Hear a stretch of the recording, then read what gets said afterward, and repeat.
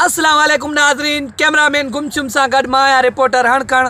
जीअं त असांजो अॼु महिमान ख़ासि आहे इमरान ख़ान जो नंढो भाउ जोनी ख़ान। अचो त हुन सां ॻाल्हि ॿोल कयूं, उहो दरपदर छो आहे हुनजो। पर वॾी ॻाल्हि त इहा आहे, इमरान ख़ान जो नंढो भाउ जोनी ख़ान सिंधी में बि ॻाल्हाए थो। अचो त अॻ में हुन सां सिंधी ॻाल्हाईंदासीं ऐं हुन खां बाद में हुन सां उर्दू में बि ॻाल्हाईंदासीं।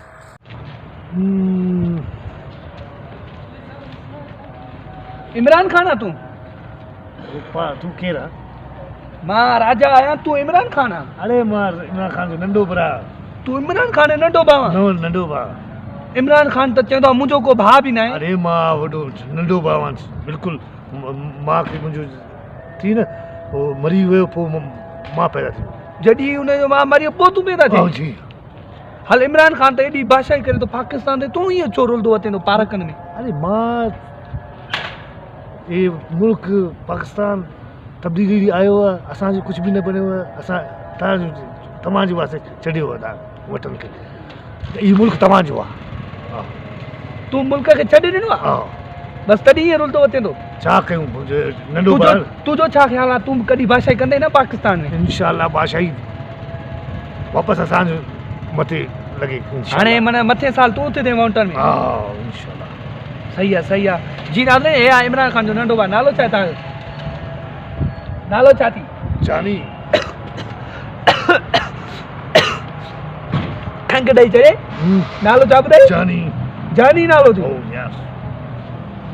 इमरान ख़ान जो नंढो भाउ।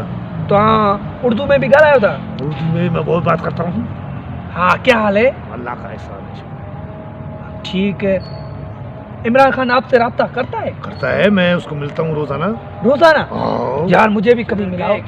मैंने तब्दीली लाए, आजकल मुझसे मिलता नहीं है। तब्दीली लाए, आजकल मुझसे मिलता नहीं है वो। जब से तब्दीली लाए आपसे भी नहीं मिलता? आप उसके भाइयों भी फिर भी नहीं मिलता? नहीं ना, भाइयों अलग कर दिए उसने। क्यों?